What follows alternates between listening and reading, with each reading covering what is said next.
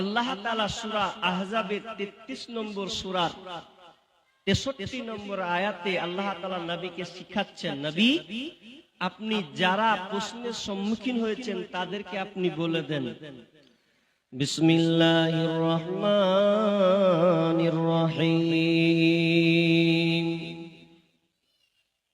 ইয়াসআলুকান নাসু আনিস সাআহ কুল ইন্নামা ইলমুহা ইনদাল্লাহ ওয়া মা ইউদরিকা লাআল্লাস সাআতা তাকুনু করিবা।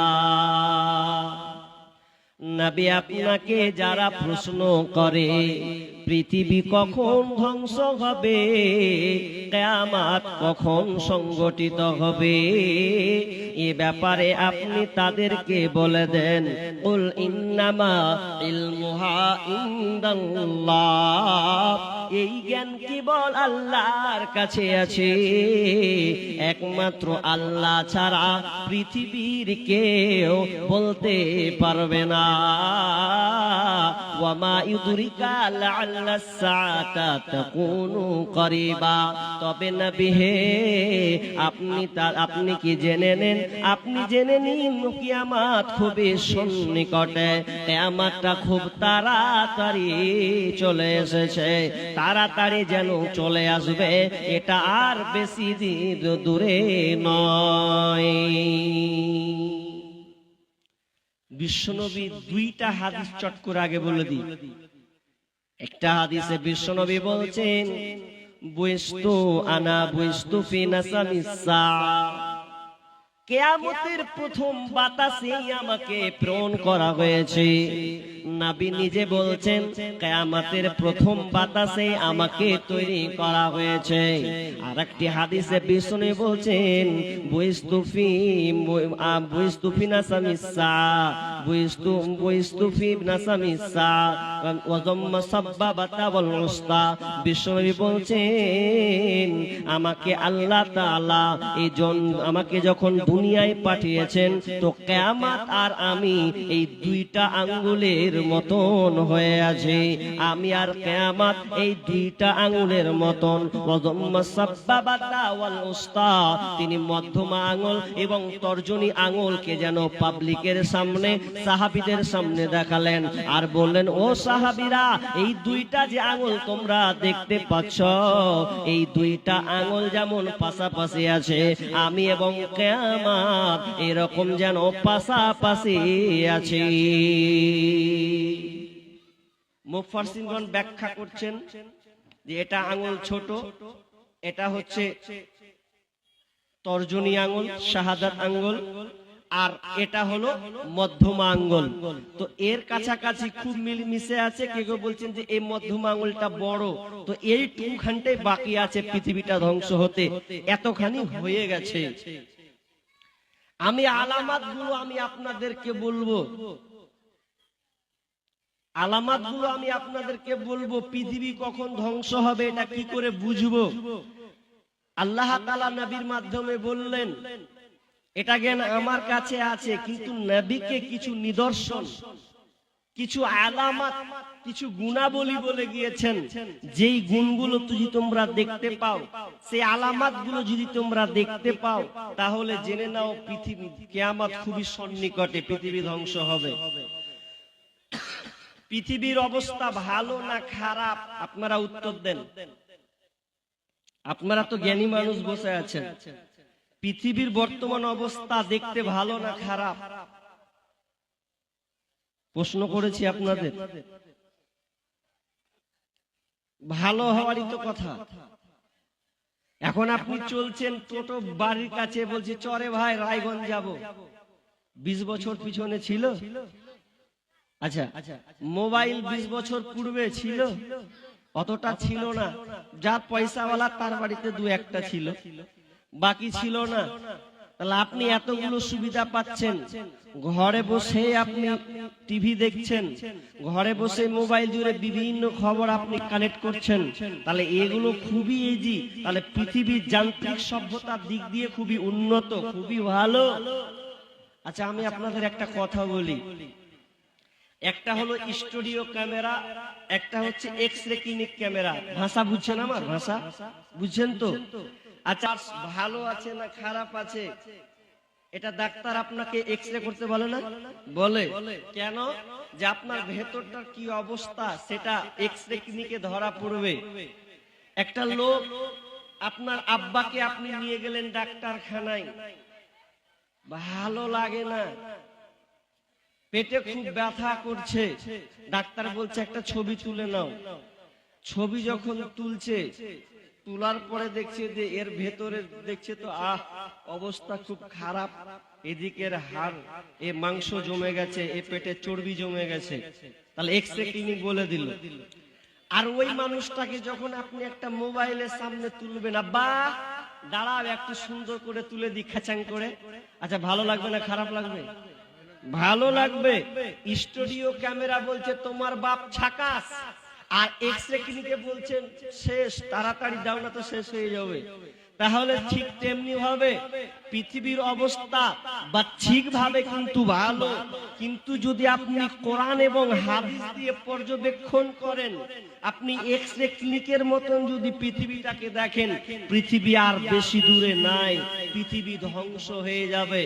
একটার পর একটা করে আপনাকে বলবো, আপনি খালি গুনবেন যে আমি যে কটা আলামত বলবো সে আলামত গুলো ঘটছে কিনা, এটা আপনি বুঝতে পারবেন। চলেন, আমি কেসা কাহানি নয়, কোরআন এবং হাদিস থেকে এবং যুক্তি তর্ক কিছু দিয়ে আমি এখান থেকে বিদায় নিব।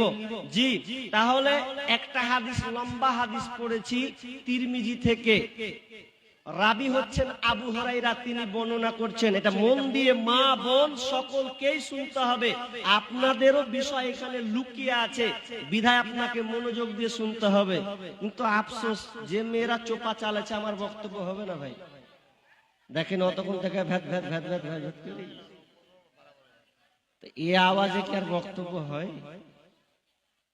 মা বোনদের কথা সাইলেন্ট, চুপ থাকাটা, এটা হচ্ছে পর্দা। ওয়ালা তাখযুআনা মিনাল কওল, মানুষ মেয়েদের কণ্ঠস্বরটা হচ্ছে কি পর্দা, একদম নিম্ন স্তর হয়ে যাবে, কথা হবে না। কথা বলছেন কেন? কি সমস্যা? ঠিক আছে, বলছে যে নিচু হয়ে গেছে তো ওগুলো আওয়াজটা বাইরে যাবে। তাহলে এক নাম্বার দিয়ে ধরি, দেখেন কিয়ামতের আলামত কি কি ঘটেছে। عن ابي هريره رضي الله تعالى عنه قال قال رسول الله صلى الله عليه وسلم, বিশ্বনবী বলেছেন, কিয়ামতের নিদর্শনাবলী তিনি হাদিসে উল্লেখ করেছেন। পৃথিবী কখন ধ্বংস হবে এর আগে তিনি অনেক আলামত বর্ণনা করেছেন। এক নাম্বার আলামত বিশ্বনবী বলেছেন, ইদা তুখিদাল ফাইয়িদু আলান, যখন তোমরা দেখবে রে জনসাধারণের মাল নেতারা লুটে লুটে খাবে, তখন তোমরা জেনে নাও কিয়ামত সন্নিকটে। আচ্ছা বলেন, এটা চলছে না বন্ধ আছে? জোরে বলতে হবে, চলছে না বন্ধ আছে? চলছে, চলছে। তাহলে আমরা একটা আলামত পেয়ে গেলাম, ইদা তুখিদাল ফাইয়িদু আলান, যখন নেতারা জনসাধারণের মালকে লুটে লুটে খাবে।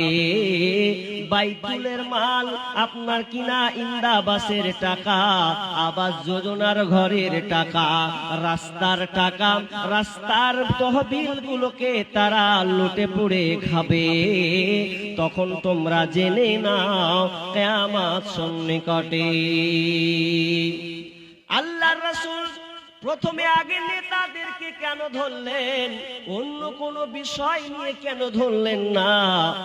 নেতাকে কেন প্রথমের সারিতে নিয়ে আসা হলো? তার মানে নেতার জন্যই তো পৃথিবী ভালো থাকবে। আবার বারবার কে লাগছে মাইক থেকে? মাইক থেকে না, এগুলো ডিস্টার্ব কেন করো বারবার? আমি কি এখানে শিল্পী নাকি? যেটা আছে ওইটাই করতে, আপনারা দহরায় লড়ালড়ি না করেন। বায়ানটা কেটে দেয়, মাইকটা 12টা। তুমি মাইক লাড়িও না, চুপচাপ থাকো।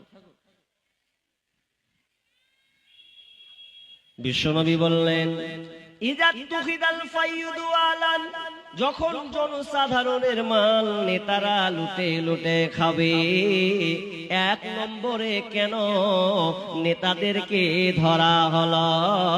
কারণ নেতা যদি ঠিক হয় তাহলে সমাজ ঠিক হয়ে যাবে, আর নেতা যদি লড়বড়া হয় সমাজটা ধ্বংস হয়ে যাবে। আপনারা মাঠে গরু পুঁতে আছেন না? গরু, জি, খুঁটা দিয়ে গরু পুঁতে আছেন না? খুঁটা বুঝেন আপনারা? খুঁটা, আচ্ছা, খুঁটা যখন পুঁতে, তো খুঁটা পুঁতে দেওয়ার পর গরুটাকে দড়ি দিয়ে বেঁধে দেয়, চারদিকে ফসল। এখন কৃষক যদি বা একটা বাড়ির গার্জেন একজন গেল মাঠে, রাখাল পুঁতে এলো, আচ্ছা বলেন, খুঁটা যদি লড়বড়া হয়, ঢিল ঢাল হয়, আচ্ছা গরুটা থাকবে না অন্য জনের ভুঁইয়ে মুখ দিবে? মুখ দেবে, ওটা 100%। আর খুঁটা যদি মজবুত হয়, শক্ত হয়, তাহলে ও গরু কারো ভুঁইয়ে মুখ লাগাতে যাবে না। ঠিক তেমনি ভাবে নেতা যদি শক্ত হয়, ন্যায়পরায়ণ নেতা যদি হয়, তাহলে সমাজটা ঠিক থাকবে। কিন্তু আজকে বর্তমানে দেখেন, আজকে যত রকমের নেতা আছে, আমি কারো নাম নেব না, মেম্বার বলেন, প্রধান বলেন, এমএলএ এমপি বলেন, মন্ত্রী বলেন, এরা যেন সমাজে অচল হয়ে গেছে। জনসাধারণের মালকে, গরিবের ফান্ডের টাকাকে এরা লুটে লুটে যেন ভরে নিছে, গরিবের হককে যেন তারা মেরে খাচ্ছে। আল্লাহ রাসূল বললেন, ওরে পৃথিবীর মানুষ, তোমরা জেনে নাও, যখন তোমরা দেখবে জনসাধারণের মাল নেতারা যখন লুটে লুটে খাবে, তখন তোমরা জেনে নাও কিয়ামত সন্নিকটে, পৃথিবী ধ্বংসের মুখে। এটা তো বর্তমান নেতাদের নেচার। সাহাবীরা, আল্লাহ রাসূলের যুগের নেতাগুলো, আল্লাহ রাসূল কেমন ছিলেন, তারা কি ধরনের নেতা ছিলেন, এটা যদি বলি তাহলে আপনি বুঝবেন যে কতটা ডিফারেন্স, কতটা পার্থক্য হয়ে গেছে। নবীর জামানায় আল্লাহ রাসূল এক একজন সাহাবীকে এত ঈমানদারি করেছিলেন। আমিরুল মুমিনিন উমর বিন খাত্তাব রাদিয়াল্লাহু তাআলা আনহু, এরা কেমন নেতা ছিলেন? আমিরুল মুমিনিন একটা গভীর রাত হলে তার দায়িত্ব ছিল, তিনি ভাবতেন মানুষ ঘুমাবে, আর ঘুমানোর সময় আমি মদিনার দিকে টহল দেব, কে কোনো অবস্থায় আছে কিনা, কোনো বিপদে পড়ে আছে কিনা। কারণ আমি হয়েছি আমিরুল মুমিনিন, 18 বর্গ মাইলের খলিফা। আল্লাহ তাআলা যেন আমাকে কিয়ামতের মাঠে যেন আমাকে না ধরে, যেন আল্লাহর কাছে আমাকে জবাবদিহি না করতে হয়। এই জন্য তিনি প্রতিদিন যখন টাইম পেতেন, রাতের বেলায় টহল দিতেন, ঘুরে বেড়াতেন, কোন কেউ মুসিবতে আছে কিনা। মদিনা থেকে একটু দূরে একজন মহিলা, বুড়ি মা, ঘরের ভেতরে যেন আছেন, খুব কষ্টের সঙ্গে আছেন। আমিরুল মুমিনিন একটু নড়া দিলেন, আওয়াজ করলেন, এ ভেতরে কে আছে? বুড়িমা।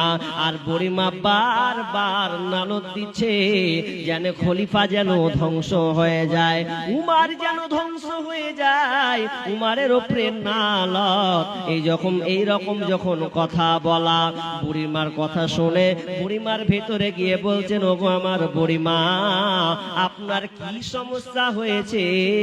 তো বলছে, আমি বুড়ি মেয়ে, আমার স্বামী নাই, আমার দেখভাল করার কেউ নাই, অথচ আমি এমন একটা মুসিবতের মধ্যে পড়েছি, আমি কষ্টের মধ্যে আছি, আমার খাবার জুটে না, আমি কত কষ্টের মধ্যে আছি। অথচ আমিরুল মুমিনিন উমার যে নেতা হয়েছে, দেশের প্রেসিডেন্ট হয়েছে, অথচ আমার দেখভাল সে করলো না। এ একে আমি ছাড়ব না, কিয়ামতের দিন জবাবদিহি করতে হবে। যখনই এই কথা বলা আমিরুল মুমিনিন ভয়ে ভীত সন্তুষ্ট হয়ে গেলেন।